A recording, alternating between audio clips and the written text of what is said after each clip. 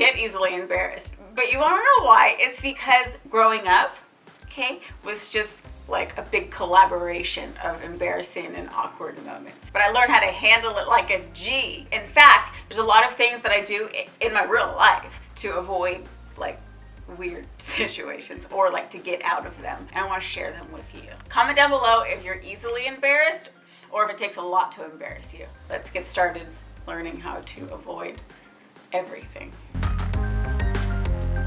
This first one is so important to me, and I've been doing it for years, and surprisingly, like, not a lot of people know about it or do it. But when I'm out eating with someone, I just periodically, not a lot, check to see if I have food in my teeth with the butter knife on the table. And the reason why I do this is because number one, it's very reflective usually. Number two, I usually do have food in my teeth.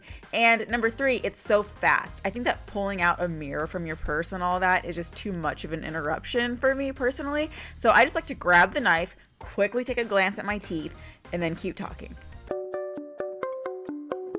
In my opinion, one of the easiest ways to escape or be prepared to escape an uncomfortable or awkward situation, you know what I'm talking about, is to have your phone timer already set to your ringtone. This way, when you find yourself in that weird situation, you can just go into your phone really quickly, swipe up, set your timer, swipe it down, and then when your phone goes off, it's gonna sound like you just received a phone call, and you can make that smooth exit. So you know when you're out and you need to use the restroom, and of course the only stall that's available has a broken lock. So then everyone that walks by keeps like pushing the door open, or you have to hold the door while they keep trying to get in, and it's just very annoying and embarrassing. Someone's in here! The best way to avoid this is just to hang your purse on the door or hang your sweater on the door. This lets people that are walking by know that someone is in here clearly. They won't even try to push the door open. When you've been dating someone for a long time, you'll answer FaceTime like this. But in the beginning stages, when you actually care how you look, you usually want to look cute. So if you have like some imperfections and your boo wants to FaceTime you, what you can do is take some chapstick and apply just a very, very thin dab onto the camera lens. And what it's going to do is create like a DIY filter almost and like soften any imperfections that you have. This works so good. So you know when you're like texting your crush and they say something cute, you know what I mean? So of course you gotta screenshot it, duh, because you gotta show your homie the tea. But then you accidentally send it back to your crush instead. What you wanna do, hurry, you gotta be fast. You wanna swipe up on your phone and you wanna hit airplane mode. And this is usually going to interrupt the delivery of your text if you do it quick enough. If you don't, I hope that your game is on point, because you're gonna need it. Okay, so we're gonna talk about this. A lot of people are bathroom shy. What I mean is when they're not using the restroom at home, they tend to be a little insecure about things. One of those things being they don't want to make any, you know, like noises, like splashing noises, okay? But what you can do is just take a little bit of toilet paper, fold it up, put it down on the water before you use the restroom, and the toilet paper is going to kind of create a noise buffer. This way there's not like a bunch of splashing going on. I just want to say, do not add too much toilet paper, okay? Because then you might clog the toilet, and then the situation has escalated.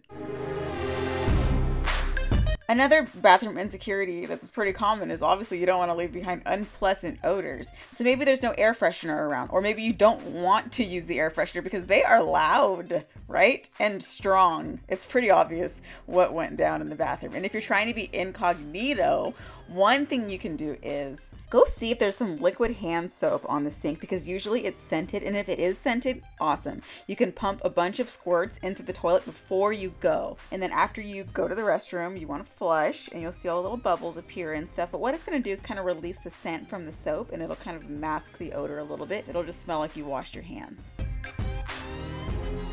Another thing that you can do, one of my favorites, is you can make your own quiet secret bathroom spray that you can just take with you on the go. All you need is like 15, 20 drops of whatever essential oil is your favorite. You decide how potent you want to make it. 1 to 2 tablespoons of rubbing alcohol, and then fill the rest up with water and shake. And you want to spray in the toilet before you go, and it'll mask the odor. And I actually kind of like this better than regular air fresheners. So that awesome person that you spent an hour talking to a year ago is walking up to you and you realize you don't remember their names and there's no one there to help you. An easy way to have them remind you of their name is to ask them for their number, but make sure you hand them your phone with the add new contact screen already opened, because 99% of the time they're going to fill out the name section as well. Then they'll never know about your trash memory. Okay, this one is so important to me. I am a firm believer in establishing a secret SOS code with certain people that you're close with for those rare occasions when you're out and you're so uncomfortable with something, or maybe you have anxiety and you want to secretly let your friend know without making a huge deal and like amplifying whatever you're feeling. Okay, hold on. I'm going to interrupt because I want to explain what my favorite secret SOS code is and why. So this is my code, okay? Oh my God, I literally thought that there was a bug crawling on me. That's my pre-established code, and this is why I like it, okay? For 3 reasons. Number 1, you can hear it. If your friend or whoever isn't looking at you, they can hear that. Number 2, you can interrupt anything with that code. Unlike the word elephant, you can't just like say elephant and other people are gonna be like, what, elephant, what?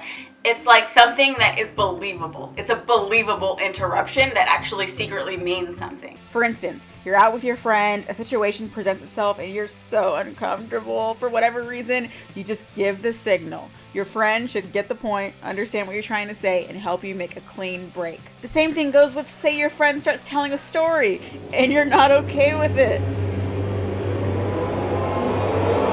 It was actually the guy that oh my God. there and it was like, Sorry, there's a bug on me. Weird. Anyway, what? I was just telling the story about the grocery store. That wasn't you, was it? That was that. Wait, hold on. I misremembered. Sorry, definitely guys. not me. I did not. Forget about that. I never did False that. alarm. I confused my friends. Just trust me. Make a code word. And finally, and probably the most important hack of all, you guys, is just to be confident in yourself. These things happen to everybody. Most of the time it's only embarrassing if you're acting embarrassed because it's so common. Just shake it off and keep it pushing. Thank you guys so much for watching. Thumbs up this video if you liked it, if it helped you at all. Also, comment down below what some of your solutions to embarrassing situations are. I love you guys so much. See you soon. Bye.